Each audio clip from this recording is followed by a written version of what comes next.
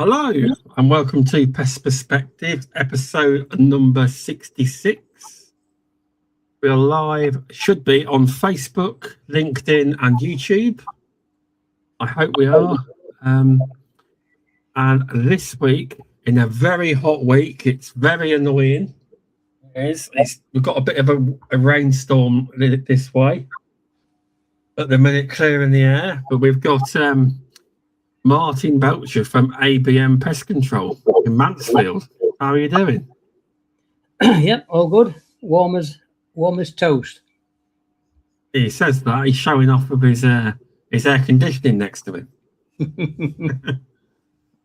But no, it's good to have you on. I just wanted to make an announcement. So obviously everyone who listens to the podcast knows that this podcast, if you don't know, I'm about to tell you. Although I do the podcast for free, and I always will, obviously, because I do enjoy doing it for the pest control industry, it costs money to run. Like this software I have now, StreamYards costs hundreds of pounds a year to buy monthly, etc. I use Canva's software as well to make a lot of the thumbnails. Clipping technology is also involved in it.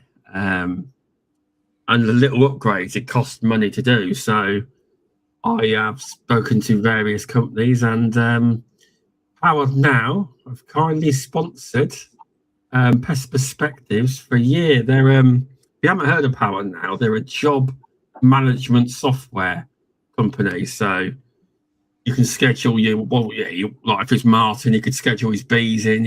I could schedule wasp nests in, and the customer gets text message and email when the appointment's confirmed. When you're on the way, send them a nice message. But you can also do pest reports, environmental risk assessment. You can do anything on there pretty much. So that's who's sponsoring the podcast to help me pay for the podcast going forward.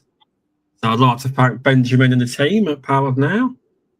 It's kind of them to do this. So thanks everyone, and thanks Dan at Powered Now. He is a massive Pest Perspectives fan, so much so that they actually got him.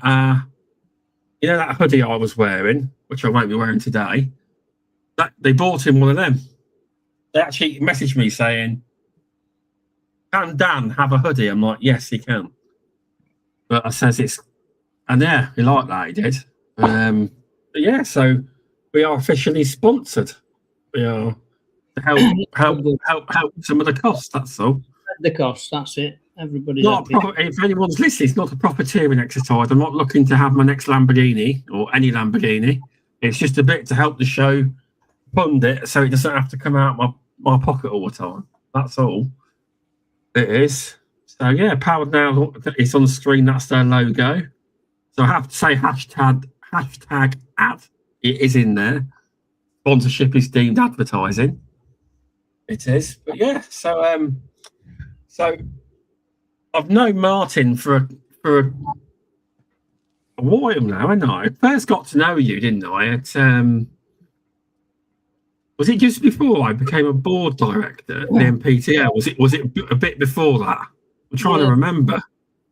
It was before you were doing your podcast as well, but yeah, it was. Yeah, no, you're right. The passing shadows in the wind, and then we. My memory's crap. Like nearly everyone I know, I was like, "How did we get to me?" I was like, "My memory's terrible." It is. It's always good to meet other fellow competitors and share work rather than take it all on. Which is again, that's what I want to bring up, later on. Yeah, definitely. So,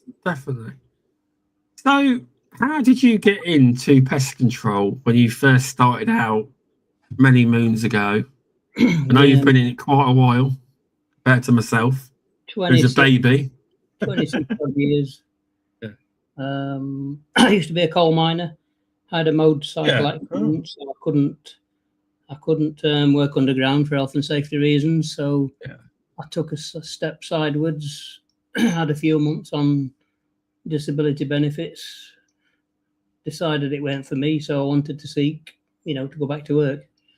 And that's good, mate, because a lot of people, I'm not to slag anyone off, but once you get into that cycle of you don't want to, it's like, not to like, because some people probably could work, but they don't. Not, I'm not saying everyone doesn't want to. I'm just saying that some people it's better for them to work because a lot of people just get bored, don't they? That's all it is. Get bored. I surrendered good disability payments to go back to work. Yeah. You know, I was financially better off, but I was mentally incapacitated. So it weren't me sitting around holding my hand out. I wanted to better myself, and it's shown hand over fist. You know, you get what you want to earn. Oh, most definitely, it's it's you know, because it's a positive force to be working. Because a lot of people think, oh, I'd love to, you know, like it's when like years ago I used to have this job, right, and like even if you hate it, you're like, I'm off ill, or you've broke something. Like, for instance, when everyone thinks it's great to be at home, doesn't it? Like recently, because I like pest control, obviously. When I broke my knee twice, you think, it's great, isn't it? It bloody ain't. It gets boring within the second day. Sure, like, yeah. Like you like sometimes you're wishing for a week off or something. A week's fine, but after so long, I mean, I had 3 months off, so you can imagine how boring that got. Yeah, I thrive on keeping busy. I've got to keep busy. I've got to do something. If anything was keeping me busy was hopping around the house. It was, but hello, Jackie Watkins, my friend. Thanks for popping on, and Darren, good old Darren from London. Cheers for watching, mate. But yeah, so how was it you had? I know you mentioned it was something to, obviously, you didn't want to be on disability benefit. So what was it? You find a job somewhere or something? You don't have to delve all into it. Just I started to do voluntary work at an elderly old people's home. Oh. I started to help shove. It's the wrong word. Shove. I help people in wheelchairs. Yeah. On day trips, I'd help go and deliver. Help push and carry wheelchairs. Yeah. And 3 days become 4 days, and 4 days become 5 days. Okay. All voluntary. I weren't earning any money from it because I ran my disability payments. And the bless him is passed away now. The manager of the security firm, his wife was the catering manager. So she says to her husband, "He's a good lad, this Martin. He's give him a job. Get him a job. It's been 6 months coming. No problem. Every day, never a miss." So I got a job at one of the local hospitals in Nottingham. Nice. Through going to work for nothing, and that then turned. I did a year of working on delivering mail, internal mail, doctors to doctors. Oh, yeah. I were booming. I were getting up in the morning, and I've got something to do. There were direction, so I was happy because I was earning. I were earning. Say I were getting more on benefits than I were on wages, but I were happy mentally. So then, after a year of delivering mail, I befriended the local Terminex contractor that used to come he came to the hospital every week. Yeah. The routines. And he were a Mansfield chap, I were Mansfield, so we got on. So I used to shadow him in between delivering mail. He used to come every Wednesday, so I'd take time off, I'd go shadow him, and he planted a seed in, this could be a good career. So he not only helped me show an interest, but he also put it to my manager at the hospital. Why don't you get rid of Terminex and set this lad on internal as pest control? And boom, his eyes lit up. And from there on, it transpired. The hospital paid for all my training, for all my BPCA 1 and 2. Yeah. All my courses. Years and years on, then I started to work for myself. Did I guess the Terminex bloke didn't tell? I'm guessing he asked you not to tell Terminex. Don't tell my boss, please. I've suggested this. No, he didn't know, and both have passed away now, so it's never going to come of it. Yeah. But yeah, from there we were saving hand over money on call outs, job work. I learnt to do this, I learnt to do that, so it were all internal. And at the time, I think it's the same as well. We were the only NHS with an internal contract, internal pest control in the EU. Oh, goodness, that is real big. That is. Yeah. Still the same now, or don't you know? Sorry. It's still the same now. There. I believe so. I've not heard anything else. All the other hospitals at UK are still using big nationals, whereas we're still internal. And now there used to be just myself, so we took on another 2 trusts, and between the 3 trusts, we've got 2 full-time and 1 apprentice. And that apprentice has been on this podcast. Has indeed. Young Owen. So young Owen, yeah. Yeah. He should be listening as well. He should be listening. You're right. I told him to. In the morning. I was in that WhatsApp group saying, you better listen. Do I have to? Listen to him every day. Yeah, good. So yeah, it just exploded from there. How we're doing pest control. There's no conflict of interest, so we're doing pest control outside of work, using the training and education that the trust to pay for, and then obviously I then took an interest in bees. I was sick of killing bees when we didn't have to, so I stopped killing bees, and I took an interest, and I then joined a local bee group, bee association in Chesterfield, and from there it just exploded again. I then joined the committee of the Chesterfield Bee Group, and I was getting jobs passed to me hand over fist, because obviously when you have a bee problem, you ring a beekeeper. And a beekeeper will happily take a swarm from a bush or a tree or a fence, but he won't go up a ladder or go on scaffold or take tiles off the roofs. Here's a question then, and we talked about this before. So obviously many members of the public think that you, because you are a beekeeper as well as a pest controller, they think you will go and remove bees for free for them. So explain to people the difference between what a general beekeeper is that just goes and picks up a swarm and what you can offer as well. A beekeeper is a retired gent or lady that's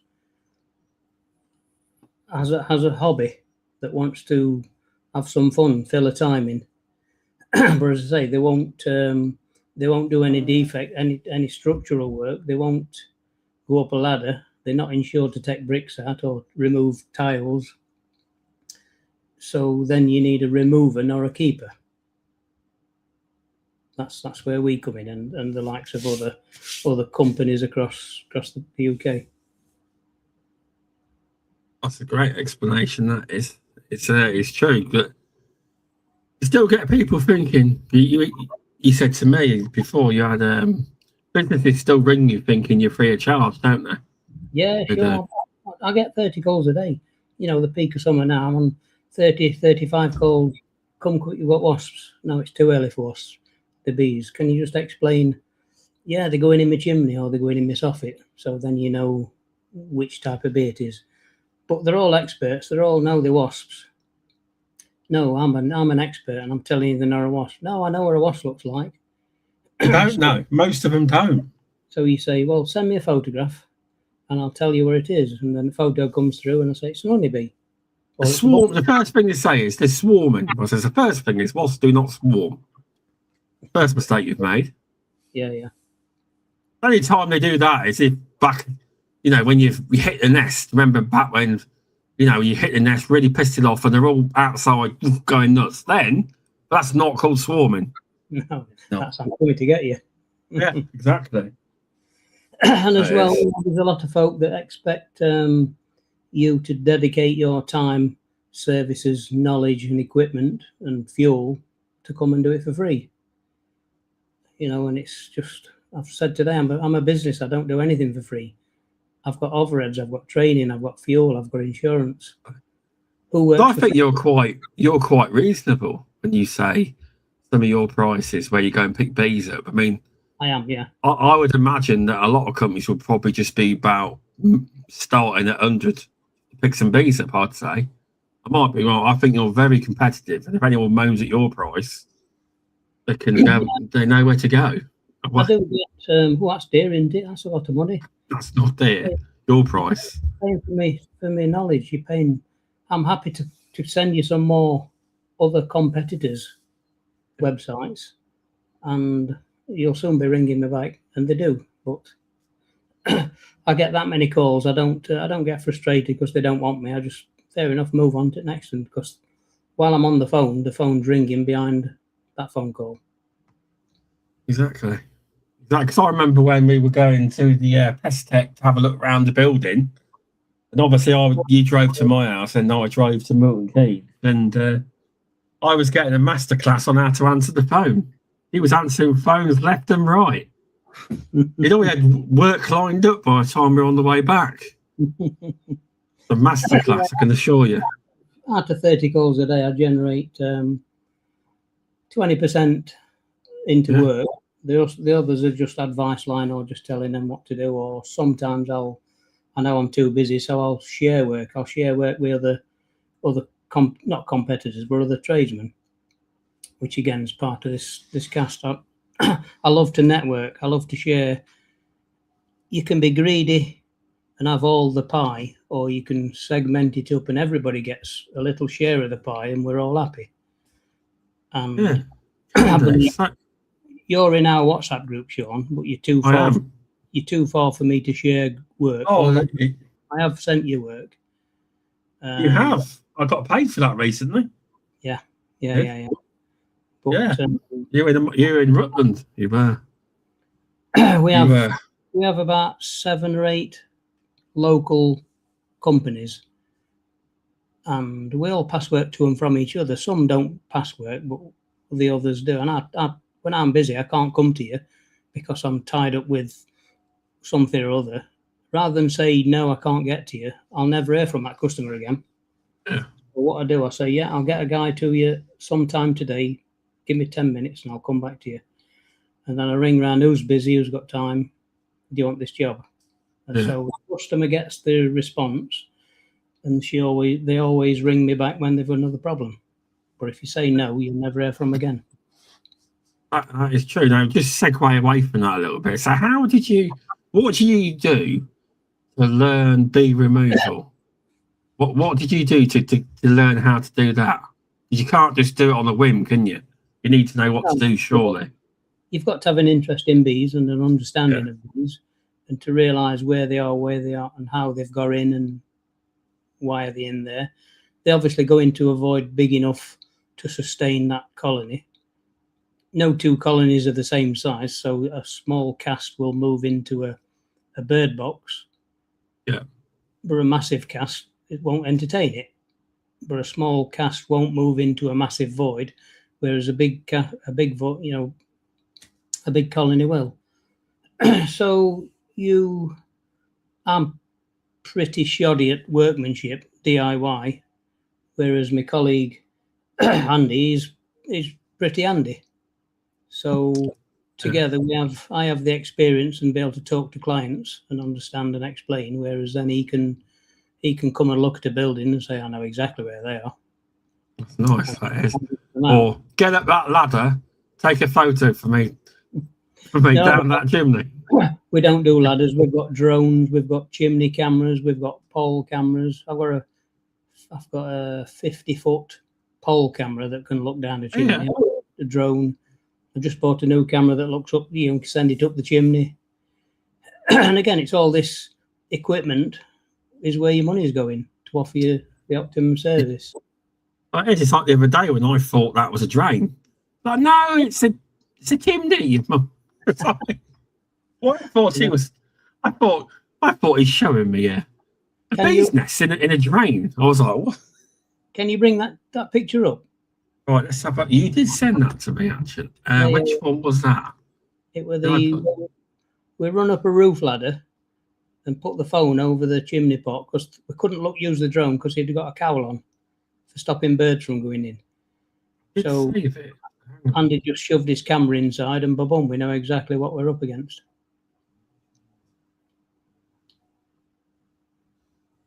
Is it on my WhatsApp? But yeah, I'd say that's where we excel. I know what Andy does, and Andy knows what I does, and we work well, and yeah, we get the job done.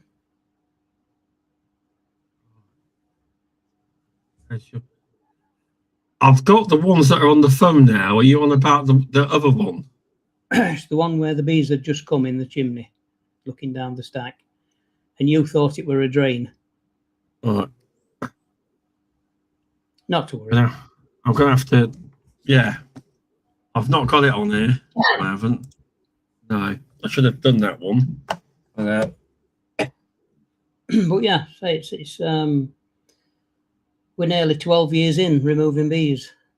Some years we'll do 20 or 30, some years we'll do 40, 50, 70, 80 in troughs. I am now shying towards taking on work that is brand new because the jobs that the bees have been there for longer times, such as 3, 4, 5 years. You've got 3, 4, 5 years worth of junk to get rid of before you hit the sweet spot. Right. Photograph of the chimney we took down. Right. I can get it on here. It's not at the minute. Yes, Hugh, it is. You can see me sweating my ass off, can't you? I'm not bothered if anyone can see me using a towel. But yeah, I can get that one up. You're just going to have to give me a second, right? Just keep talking about bees. As we all know, Hugh loves people talking about bees, especially on the beauties of bees. I can get that one. This particular job, the council tenants, it's a council job, so they're having a new roof and the chimney stack was coming down so it can have a brand new roof. However, the builders hit the chimney spot and the bees chased them off. So the job was on hold. So we were contacted.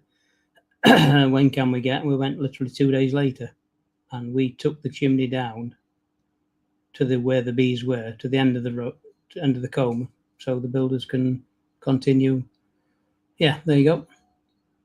That's exactly the right one there. I was like, have I clicked it the right one? There you go. Yeah. So when bees go into an open chimney without a liner in, that's quite easy to get to because you can physically get your tools and your hands in and pull out comb, provided it's fairly new. But when they've been there 4 or 5 years, the deeper down it goes. Oh, see, I see what you're saying now. The bigger jobs. When they're on the outside of the liner, it's much more difficult. So luckily, the chimney were coming down anyway, so we offered, we'll take the stack down as we take the bees out. So when bees move into a brand new void, large enough for them, they frantically build yellow comb, brand new comb, to put their food and their stores and for the queen to lay eggs. The longer it's been there, the dirtier it is, the more darker it gets. Because young bees that can't fly have to defecate, and that's all inside. So the older it is, the dirtier it gets. And the dirtier it gets, the queen says, I'm not putting my bum in that hole. Build me some new flats. So bees are constantly building wax to put fresh. How I explain it is you don't go to Morrison's and spend £200 on a shopping bill and put it in garage or garden shed. Your wife wants it in nice, clean, sterile kitchen unit. So you're right. You're constantly building wax to put fresh new food in. Yeah, that's been there a long while. Do you know how long it had been there? Was that just a guess? Guessing 4 to 5 years. Knowing how deep it were. When we removed that, there were no white comb whatsoever. So I think the bees that were visiting when the builders saw it, they were robbing. They were robbing wherever food were in there because there were no food, no stores, no honey, no yellow comb. Quite I've got to give you though, it's quite a unique picture. I've never really seen anything like it. The way it is speaks 1,000 words, doesn't it? That does. It does. And it does. It's fantastic to show the next client. I do videos, either a few photographs into a video, or I'll do a YouTube or a video of the work we do to show the next client exactly what's entailed. Because again, some of them think it's a free service. One of the biggest things that we say is, look, they're your bees. That's the thing. It's the same with rats. They're actually your rats, not my rats. Yeah, where it's like It's like when people think they instantly ring you. That's it. They belong to you. They don't. Yeah. Every client wants you to save their bees, so I say, okay, I'll save them. But if they're savable, if they're coming from a dirty, smelly, disease-riddled comb like that, they're not going to be saved. But if you want me to save them, where am I going to put them? I'm not buying a £300 hive. You want them saved, you're gonna that's going on your fee. Exactly. So what do you do? Like sometimes if you remove the bees, you charge them. How does that work? Do you have somewhere you can put them, or you have to buy a new hive? Being a pest controller, I've got endless farms around. Oh yeah. And the farmers are just like, yes, bring us some bees. Oh, okay, fair enough. So yeah, I buy a new hive or I'll recycle a hive, because obviously bees don't last forever. I lost 14 colonies over winter through potentially the bad weather, disease, or running out of food because of all the constant rain that they had. Yeah, I think I can't remember what podcast it was on, or might have been on one of the Pest Perspectives, but it may have been someone I spoke to in the industry. Obviously, it may have, and he told me that someone had lost a load of colonies due to mice getting into the hives and eating all the honey. Basically, wiped them out. Mice did. A mouse will only take over a weak colony, not take over a strong colony. They were probably weak then. Yes, yeah. But they're weak for 3 reasons. There's either low on stores, might have been disease, it might have been the varroa mite. That's because when most colonies have varroa issues, but they are manageable, whereas a feral colony can't be managed. A beekeeper can't treat for varroa, so the varroa. For the non-educated here, what is varroa? I don't know what it is either. I presume it's a bee disease. It's not a disease. It's a mite. A mite, okay. That sits on the back of sits behind on the wing, feeds off fatty stores from the wings of the bee. Oh, sorry, okay. the wing where the wing grows.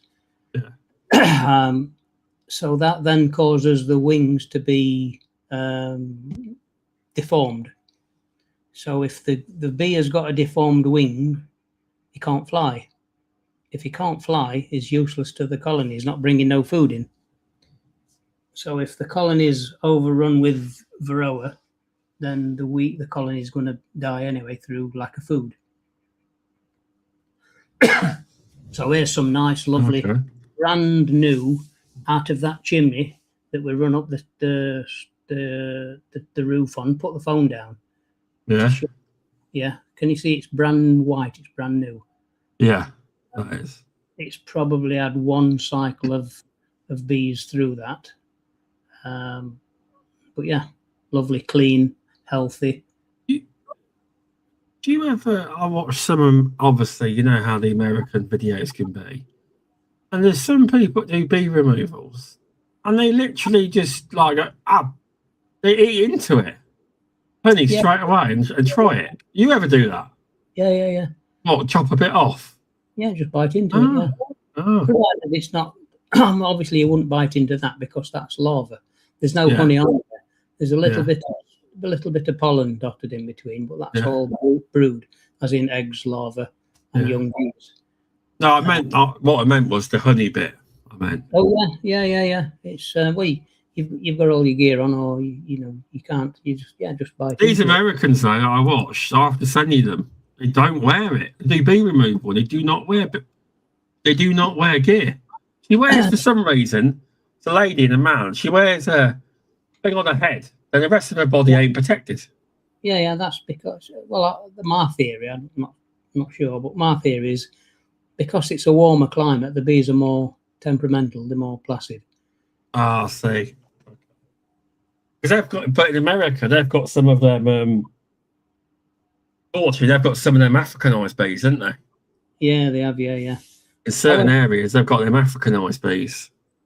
When bees are in low numbers, like so, let's say you've got a swarm, or they've just back into that fresh, they've got little to defend, then they're not as aggressive.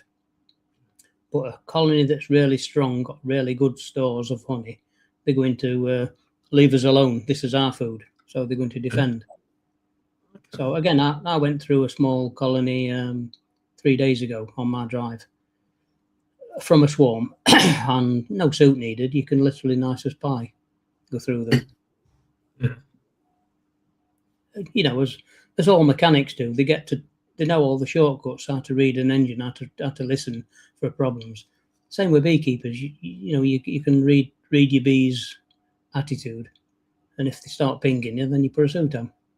Oh, I see. As I say, it's like being a blacksmith and never expecting not to get a black nail. You're going to get stung. You just have to realise if the bees are aggressive or not. Yeah, I suppose that's all part of getting to know how to do bee removal. So, did you do Clive's courses in bee removal? Yeah, I've been on one of Clive's courses. Yeah, definitely. Yeah. Worth every penny. I'd say I'd go again, but I know he's booked up for newcomers, so we don't need some old hats just to fill spaces. I'm sure at one point he offered me to come on one. Never went, but it's way to realise if you want to dibble, but if you've no interest in doing I'll be honest with you. With me, it sounds good. I am terrible at heights. That's my problem. There's a lot more to bee removals than people may think. You have to consider again. Look at that blue bucket in the picture. Yeah. Very high potential for disease. So them bees don't go where my other or my nice colonies are because there's the potential of cross contamination. So it's what we have called a quarantine. Until they, I wouldn't put that dirty comb into a hive and expect the bees to live on it. I'd put them straight onto brand new, nice yellow stuff. Because, there's potential of bringing disease from that dirty comb into my apiary. So there's lots to consider. And as you're removing bees, you're constantly aware of what you're seeing and what you're looking for. You're not just removing bees and earning some good money. You're looking for signs of potential this, that, or the other. And if it is riddled and it smells the the European, you can smell it and you can see signs, and you just put the bees to sleep. Not worth saving. It's nice to hear, Pete, that there is that side of it, because everyone goes save the bees, but sometimes it's not viable, is it? It's not viable for yourself. Tell the customer straight. I say if it's brand new and they're healthy and they're very placid, then they're coming home with me. If they're noisy and dirty and aggressive, I don't want them. I can bring them back for you if you want them, but I don't want them. Beekeepers try to promote the goodness of keeping bees so they don't go around and bring a bad PR. So who wants to keep aggressive bees? Even a beekeeper today, if his bees turn aggressive for many reasons, then all he'll kill the queen, introduce a new queen, so the nastiness is bred out of the new offspring. Oh, that's interesting. Yeah, so I'll be honest with you, how does a beekeeper get to the queen and kill the queen like that without getting attacked? Oh, he's got a suit on, absolutely. Oh, yeah, and you just go around, hunt for her, and you can squish her or you can remove her, take her away, and then the bees soon realise that there's no queen in there, Oh. And then you leave it 2, 3, 4, 5 days to make sure that there's no new eggs laid. So, because obviously when they're out without a queen, they could choose to make a new queen from freshly laid eggs that the queen laid before you removed her. So after a week, you go back into your hive to make sure there's no new queen cells. If there is, remove them. And then a week later, they're hopelessly queenless. Then you can introduce a new queen, and they'll take to her straight away. Oh, there is an art to it. It does seem that way, because it's like Sean Mooney on Beauties and Beasties. He was quite proud. Did you see that he made 12 or 15 queen cells himself? Yeah. I did. He was saying that if you were to buy them, they're about £50 each. Yeah, absolutely. Yeah. I went on a course with our B group, and we had a 6-week session of raising queens. Yeah. And I did manage to raise just one. It didn't survive, probably through my issues. But yeah, you can easily, you can force a colony to raise new queens for you if you need to. I'm sure at some point they tell us how many actually survive. They were just cells you showed. There's obviously a process. I don't know if they're all work or not. I don't know. It's not straightforward, but it's look at draw. If you get 12, maybe 8 are sometimes 12 are viable. But yeah, you chuck your dice and then see what comes out. No, you're right. It's more than you've been doing it a long time. I enjoy helping, especially the elderly clients that's just had them in a bungalow and come quick. I'm on my own. I've got bees coming down my chimney. A few times this week I've probably told 6 customers if the swarms definitely come, try this, and they'll move on within an hour. And they've rung me back and said, "Brilliant, it's worked." Some have even left me reviews on Google. That's good. Yeah. Great, that is. Do you know anyone called Brian? Ooh, Brian. I know a Bill Brian. Cox. Oh, crikey, yeah. Get him on here. He's calling you donkey. Yeah, good man. Hello, Brian. Donks, yeah. You all right, Jason? That's from the old UK PCO days. Yeah. Yeah, you told me about it, didn't you? You did. Again, a network of local traders that's willing to share resources.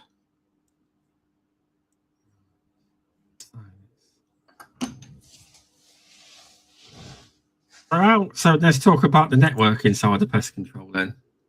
Yeah, sure. There's loads of work out there. And so obviously you've got different kinds of networking, because obviously I've been looking at thinking of different ways of networking. There is networking where you refer, and that's it, you refer to and fro.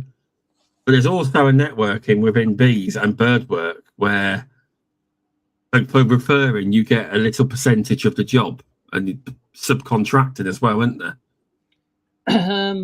We don't generally ask for a fee. I'd just like to share, as long as the customer's getting the result that he wants. Yeah, no, I was just sharing. There is a different side of that networking as well. There is. All has worked to one specific contractor. He passes all his bees. We pass all our rat jobs, our drain surveys to another contractor. Yeah. He sends me all his insect jobs. It's works well. Yeah, and again, no customers left behind. I'm in the WhatsApp group. I'm the outsider from down in little old Rutland. It would not be worth me doing the jobs. It wouldn't. How far I'd have to travel. It wouldn't. But you did get me one, didn't you? Setting up some Wasbane. Just so you know, everyone, I've officially run out of Wasbane. My last 2 have gone today. I'm all out, all gone. You can't get any more. If you go on the internet, there is a website that claims they've got stock. They haven't got stock. When you try and add them to your basket, it then tells you they ain't got any. I've tried. Yes, the Rutland job that we passed you. Yeah. That bee survey for a church Lovely drone footage. Drone footage. Great drone footage. Yeah. They were well pleased with that. They were, the church people. But anyway, they contacted me 5 years ago. Yeah. For the same church, for the same issue. So I threw a price in. I says, "There's my quote." They ummed and ahed and left it alone. Now we'll leave it. We'll see how it goes next year. And then almost 5 years ago, they ring back, said, yeah, we've accepted your quote. When can you come? So I says, I'm going to have to re-come and survey. I'm glad I did, actually, because there were 4 colonies, not 1. Ah. Still waiting for the approval for that. Right, did you say don't be as slow this? When you say don't take as long this time, I might need to come and resurvey again. No, well, they can take as long as they want, but the longer they leave it, the higher the fee goes up, because there's more and more and more crap to get. Sounds like, though, when you do get that job, you'll be there all day or more, maybe a few days' work. I don't know how long it would take. It's a 2-day job to remove 4 at a time in 1 day, come home, and then come back and do the other 2 the next day. And being a grade 1 listed church, we need the bat people there. Oh, well, yeah, you would. Yeah. We need. They want a cut, won't they? They want their fee. Oh yeah, we need the lead technicians to take the lead off the roof. We need a stonemason to remove stone, and then we need scaffolding. We can't use our scaffolding; it has to be approved by, the church people. So it cost a small fortune. That's going to be a hefty job, then. That is, price-wise. Yeah, sure. You're gonna need open pest control to stand there looking at what you're doing. Yeah, you can come and photo video. We'll price you in, Sean. No, I am kidding, but yeah. So got some more Spain set there. Networking around, everybody gets a cut of the slice of the pie, so to speak. Instead of being greedy and having one big job, we can share work and have several little jobs, still earn the same money. Trying to go through these lists as well, but yeah. So, do you think events like MPTA on the road and events like that get people talking that would never normally talk? Yes, it's got to be great that they bring people together. We're now offering training on the MPTA, discounted trading. So yes, good all round. I think if you're not a part of a association, you're left out because you're missing out. And because there is a lot of, I'll be honest, years ago, I say this, but I've only been in it since 2020. But it was literally just you were in a trade body, so you look more professional. But now, if you are listening and you're MPTA members, just in case you're living under a rock and haven't opened any of your emails, you can apply for a thing called Trustmark. And all you've got to do is send. It doesn't matter if you've got paper. So Jackie, you could take a photograph of your treatment reports, or Jason, who I know is paper too. You could take a photograph, and it's like a portal. You upload it, and the technical team, they look through your paperwork and approve it. If it's fine, I think it will be. It's quite simple, but it's just about checks and balances. It gives people it's all about in and around the home. It's like a government endorsed scheme through the MPTA membership that gives people, the idea is to give people more, what's the word? Like you're not some kind of like cowboy or something. Because you've been verified more. You're also required to send in your RAMs, your risk assessments. That's it, yeah. But even easier, you can do that on the software that we use within the trade. There's a work risk management system. So the WRM you also get as part of your membership. Yeah. There's RAMs on there. There's actually, if you want CPD, everyone talks about that. There's 10 points on there each year.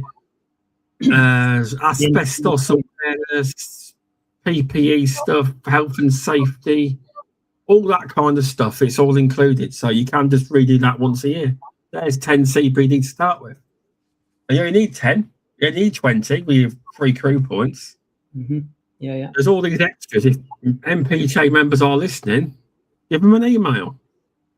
They can sort it out for you. Or go on MPTA, Google MPTA Trustmark, and it just explains everything. It's a very simple process. It's not like they can, as long as you do your paperwork correctly, as you should, it's not a difficult process. It's quite easy. I like having the sticker on the van now.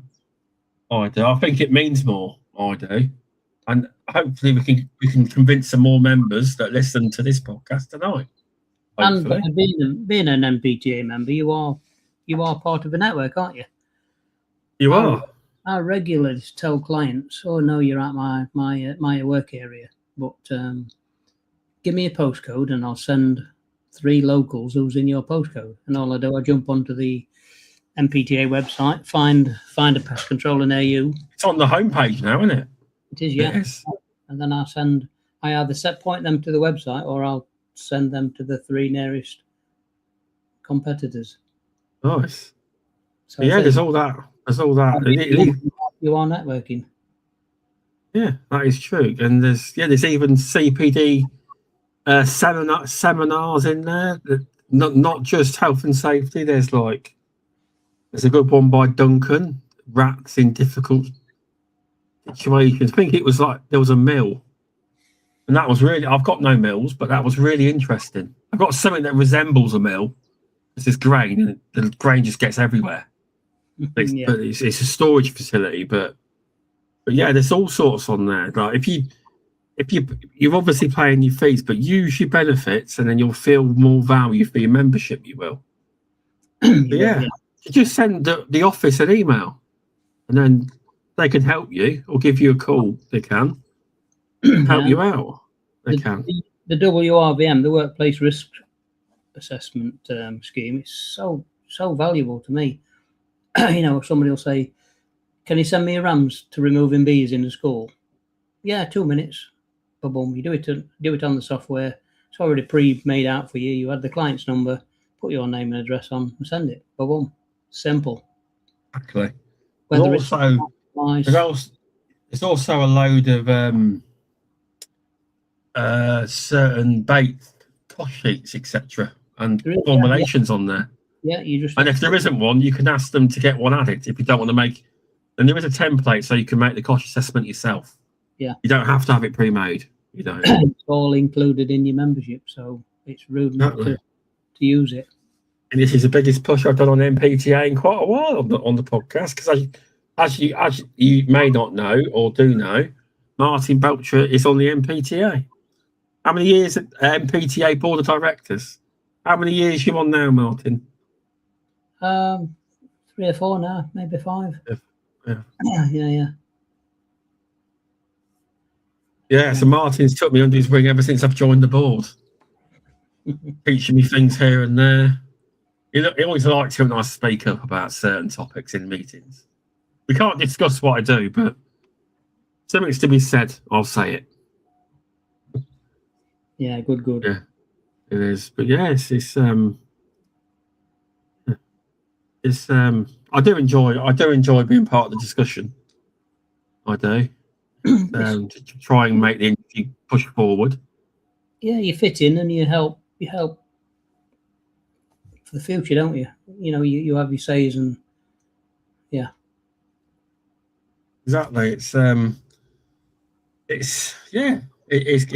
great. It is. I mean, I imagine there was. I'll be honest. When I joined the board, not long after, I did suggest Trustmark. Not long after joining the board, I mentioned to certain people that I think we should be part of Trustmark, and here we are. So many. I mean, I'm not saying it's my decision; it was a whole group, and there was voting, etc. But I did mention it here and there that I think that might be a good scheme to be in. Yeah. Like I don't know how much it is. I don't know how it works or anything. I'm not claiming fame to be the one that actually made it happen. I didn't. My Trustmark application went straight through. Within 2 days, I'd got me approval. There you go, people. 2 days. So get your applications in. You could be in within a few days. You could. Yeah. Part of and then you get a sticker on the van. Trustmark send you out a nice little pack.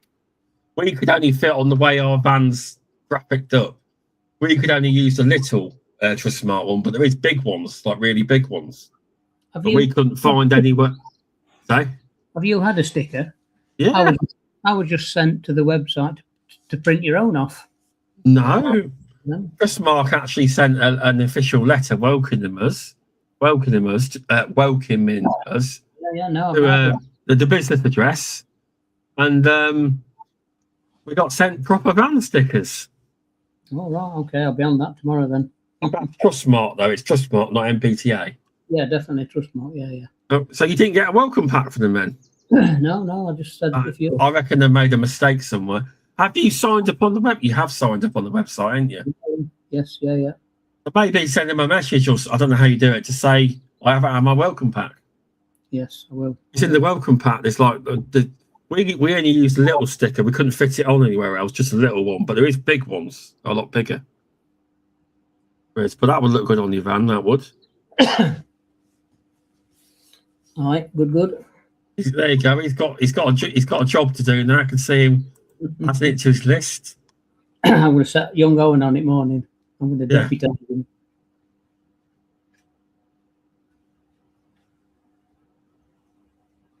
There we go. Right. Just getting back to where we are. I want a big shout out to my mate in Wales, Big Bry. Get well soon, fella. He's always ill. This the one that commented? Yeah, keeps giving me grief, but he's a good guy. Get well soon.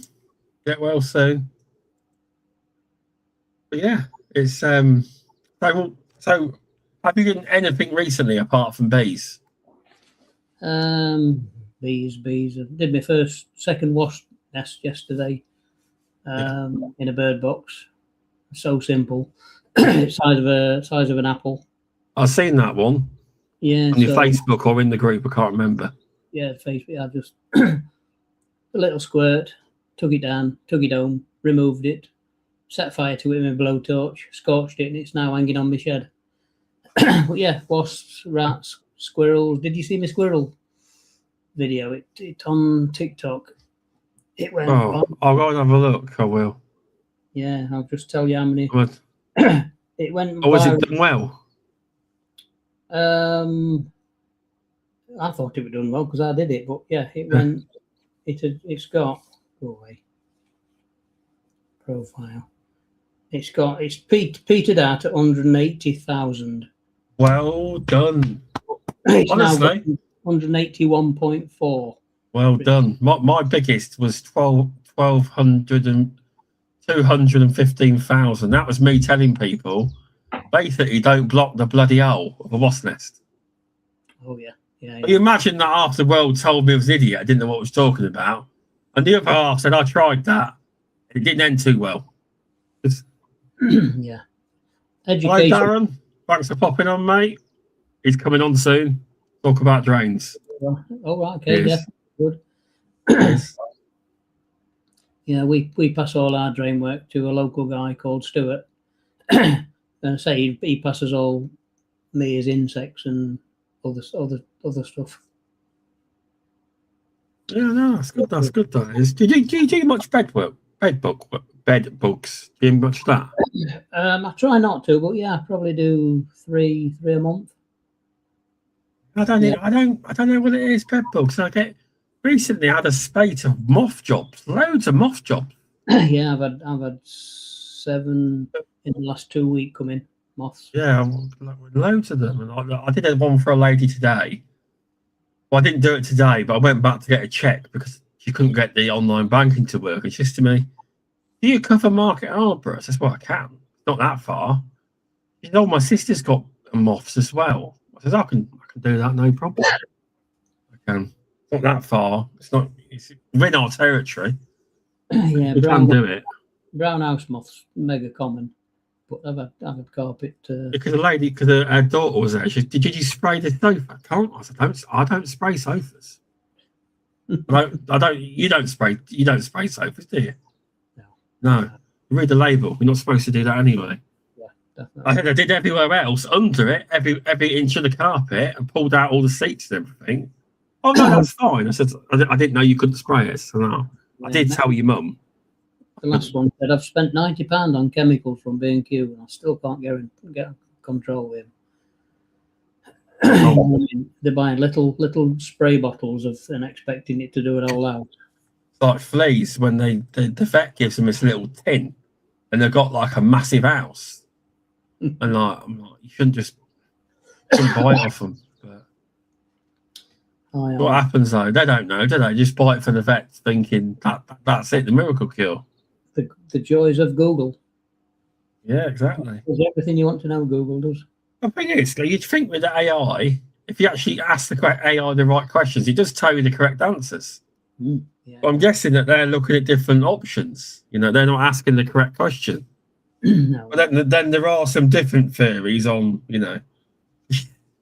I went to one job saying you had some of these crystals down. I was like, what are you smiling for? Says, they don't do anything. You know, when some people put like crystal stones down, thinking it. I said, did it work for you? She said, no. I said, none of it works. Mint doesn't work. Planting mint in your garden, none of it. If they want to get in your house or rats or whatever, none of them will work. It's because of Google, as you say. Yeah, sure. Used to be a great tool, but now there's so much crap.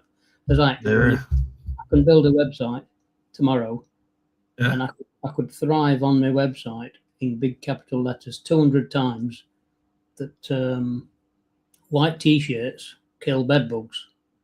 Yeah.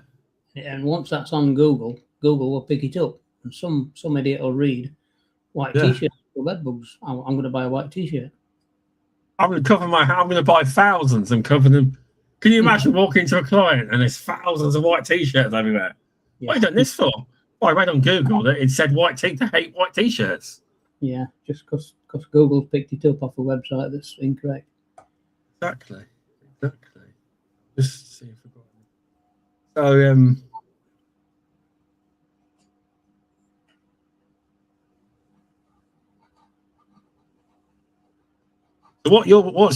have you got any future plans with your pest control company, or just carry on as you are? No, I'll never retire. I'm happy plodding on. But you get bored. You get bored if you retired. You do, yeah. I don't really want to expand. I'm happy to expand sideways and share work. I've set my wife on. She's part of crew now. Really? What? She does pest control now? We're looking at going to some training in-house. Oh, interesting. Not to treat, to go out into rats, but to answer the call to so she can explain to customers more. Yeah, that's interesting. That is. But yeah, she's doing the accounts, doing organising the diary, doing the mileage. Nice. I would like my missus to be in the firm one day when it's actually my firm. Although I am a director, I'm not the proper. I haven't got to say, but even though what I want, I usually get. Yeah, regardless. That'll land it down to you very soon. You will. Well, let's see. I'm trying to grow it as well at the same time. Yeah, sure. I am. But yeah, Powered Now wouldn't be here if it weren't for me. I don't mean the sponsor. I mean, as I said to him, I think we need digital. He was like, no, we don't. But then when we went around the show, they came out as the best one. Yeah. And they've made massive improvements since then, obviously. And they've asked me things, what do you want, etc. And they do the best. And at the minute, it's just everything I want, so I'm happy. But if I was to, the biggest thing with domestics, people love to be informed about when you come in. So say you're on the way, it will send a text saying, Shaun, or if we're both there or on the way, they will be with you approximately, and we go, say 9 p.m. We wouldn't be because we don't do that, but 9 p.m. Traffic, dependent, etc. You won't believe the amount of people that love getting that text off the software. They do. I try it as much as I can. Yeah. I use Google a lot, Google Calendar. So as you ring the client rings. I say, send me. I always say, send me a text. I'm driving. I'm not, but I want them to commit to put it into a verbal contract and B, send me the name and address so I can just copy and paste. So that we actually do that. Now, what we say is, because we don't pressure the people on the phone, we say, if you wish to proceed, we'll send you a text message, and we'll say, can you please send your name, address, phone number, because sometimes it's different phone number, email, if you wish to proceed. And we just say to them, if you don't wish to proceed, just ignore the text message. We do. So there, it's not a commitment there. They don't have to do it. Yeah. So and then we put it into the software after. Yeah. So I copy and paste into Google Diary, so it's on my phone. Yeah. And then half an hour before, I'll just send them a text. I'm 20 minutes away, or I'm on my way, or are you still up for this visit? Yeah. And they love it. They know that you're they're involved, and you're on your way. Exactly. Yeah, but yeah, people like it. They do. Whichever way, keep people updated. They do. But yeah. Is there anything else you wanted to talk about? No, I've gone blank. I had a big list, but I never wrote it down. I thought I'll remember this. No, because I did send you a list, but I think we've actually covered it. Yeah, we've actually covered a lot of it, like briefly. Like certain bits. Like there was one here: why are trade bodies so important to pest controllers across the UK? I think we've kind of covered it, haven't we? Yeah, certainly. With that, because it just shows more. Whatever trade body you decide to be in, it shows that you got commitment to the industry and committed, and you want. I hate to say this, you're not just a one day. You're not just a one day and done. One certificate for 5 years. At least with a trade body, you have to continuously do your CPD and professional development. It's not just one ticket and you're done every 5 years. And be it over, that's over 12 months. You haven't got to do everything in the first month, have you? You've spread it over. Exactly. Oh, but Jackie's got a question for you. Are you related, so you'll like it? What is the most difficult bee job you've done, Martin?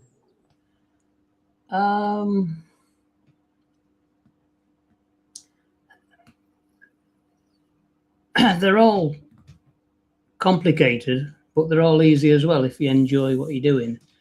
It's when the customers don't tell you the truth. Yeah, they've only just come. Yeah, okay, but I'll tell you how long they've been there when I open it up. Or they'll say, how much to remove bees? I'll say, well, you tell me when they come and I'll tell you a price. So I'll give them two prices. I'll say, if they've only just come this month, then it's price A. But if I open it up and it's dirty black comb, then it's price B. But yeah, the chimney ones are difficult. We've done a few off cherry pickers, but 9 out of 10 it's going to be scaffold to make get the access more secure. But yeah, I've done a few. Done a Tissington Hall. Done the big church at Derby. I forget. I've done loads.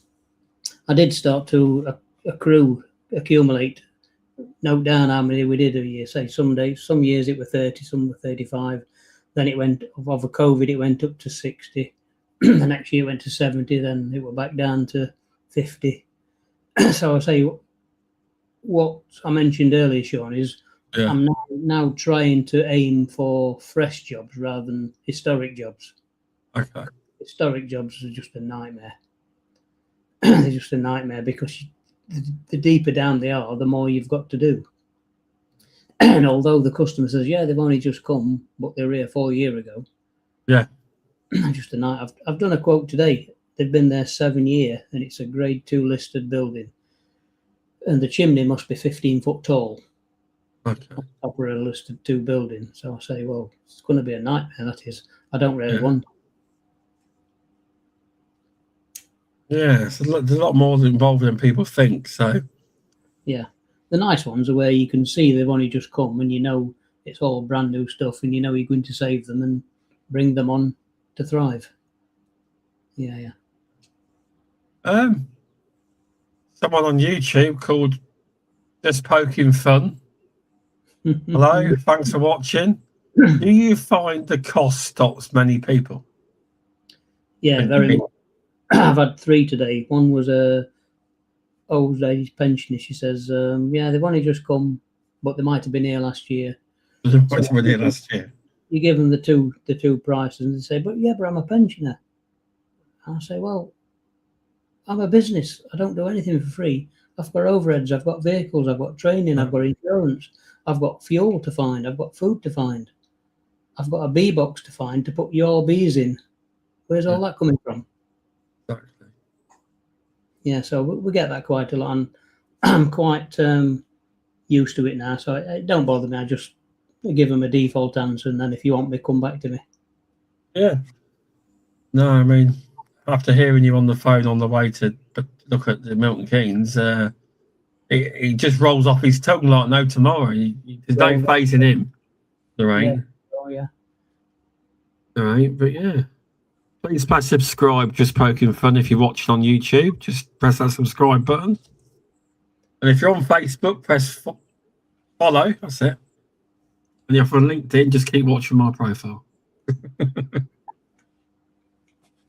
But yeah, it's been it's all cool outside now. It's stopped raining here. Has the rain come your direction yet? We've gone very dull. We've got an orange amber sky now, so it's coming. It's gone really. Yeah. No worries. No. I've sent it your way. Thank you. We're gagging for this. Is the real north south. If Sam's listening, apparently, I'm a northerner. Thunder and obviously they're down where Hugh is, right at the bottom of the map. And as a joke, the mates with Sam comes on the podcast, he says, "You're northerners. Apparently, anywhere past Bristol is north." Yeah, north. Yeah. I looked on the map and I thought, technically, we are where I am. I am more north than they are, but I'm slap bang in the Midlands, basically. But yeah, it's weird how pest control companies deal with like areas, because it's like we had a girl from there was a new person from Pest sales rep rang us. She was a area manager. No, but for sales, new person.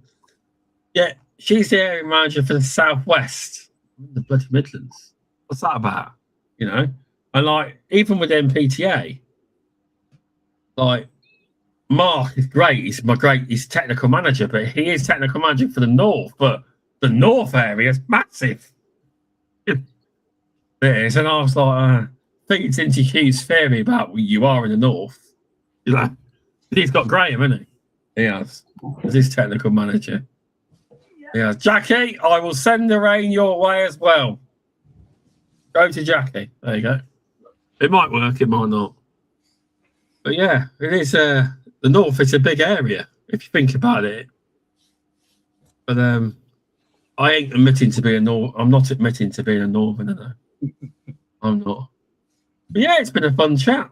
I think we've covered most of it. The questions I came up with and sent you an email. I think we've covered just about how. There was one last one. How can getting involved in the industry help pest professionals grow? I think that's basically CPD, isn't it? Like learning new things. Learn and share and be hungry and want to move on. Yeah, because I'm a different pest controller from what I was when I first started out. I like to try and find how they're getting in. I like to try and stop them getting in. You never guarantee that you've 100% got it, but there's ways and methods now. Yeah. Back to my mentor, when I said when I first started, he spoke wise words to me and said, "You need to specialize in something, because everybody does a little bit of nothing, but once you specialize in something, you will excel." And at the time, I didn't realize, but I enjoyed doing the bees, so it's we chose each other. So that's good. It is. Removing issues for clients, as in bees. No, it's true. It is interesting where you can specialise. It's like I'm now trying to. I haven't had no fresh job to try and push the proof. I push the. I do the proofing, but now I haven't had one yet since where I can say, "Oh, you need your drains looking at." So I can do it myself. I'm gonna. Never interested me. I lifted. I had a tinkle with one of the high-end drain cameras. Yeah. It were 20 odd grand. It were the dog's bollocks. It would be for that, yeah. Yeah, rotating head, extra long cables, fancy software. Yeah. But it went my cup of tea. I didn't want to be putting my hands into drains where all the bacteria is. So that's fair. Send everything to Stuart, and he's your man. Yeah, exactly. Yeah. Spire Pest. Get him on. We'll have him on one day. Yeah, I'll have to see if he'll come on. I'd have him on. He does no end. He's always sending us pictures, isn't he, in the group? Yeah, definitely. Yeah, he's as busy as Toasty is. Getting busier and busier, yeah. Yes, yeah. But he won't have time to do wasp nests this summer, will he? Does he do them? I think he will if he's in area. But he's so busy doing surveys. Surveys is his bread and butter, and it's what he enjoys doing. So it's rude not to pursue that. It is, exactly.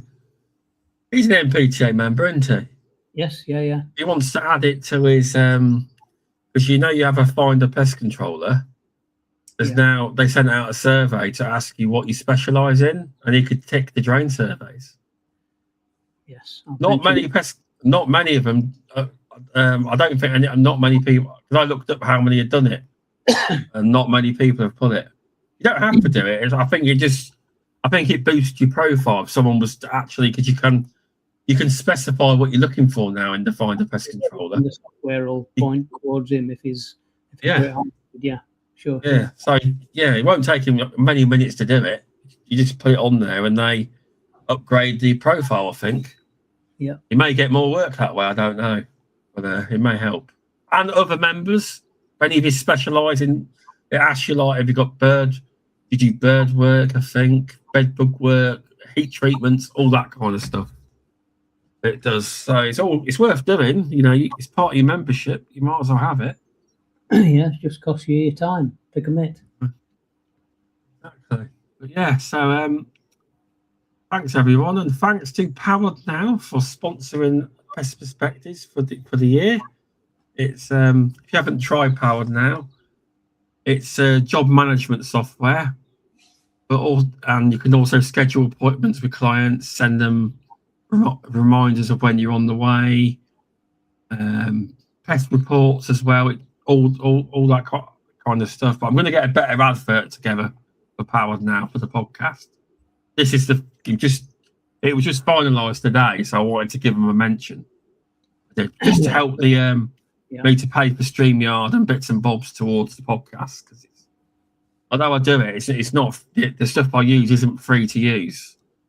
So you got to pay for this software and bits and bobs like that. But yeah, just to help it along. It is. But yeah, so thanks everyone for watching, and there will be a quiz at some point, probably tomorrow, on a British Pest Register. And if you are with Basis Prompt, I have sent them an email the 9th of May. We're now on the 26th of May.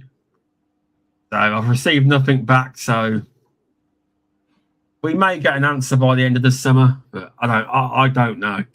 I didn't even get an activated message back, so yeah. They asked me to pay them recently for Basis Prompt, even though I left. Yeah, many moons ago.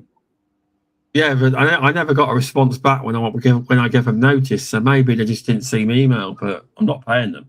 I'm not a member. I'm in the British Pest Register. But yeah, same here, But I know, but once I get my Basis Prompt codes for people, I will give them out to all the people that use Basis. They're all like, Jackie uses, there's quite a few people that use Basis Prompt that watch the podcast, and they keep asking me. When I get the codes, I will deliver them. But I haven't yet. So yeah, thanks everyone, and I'll see you all next week. So if you stay on for a minute, Martin, and I'll just end the stream. Yeah, thanks everyone. Yes, good night.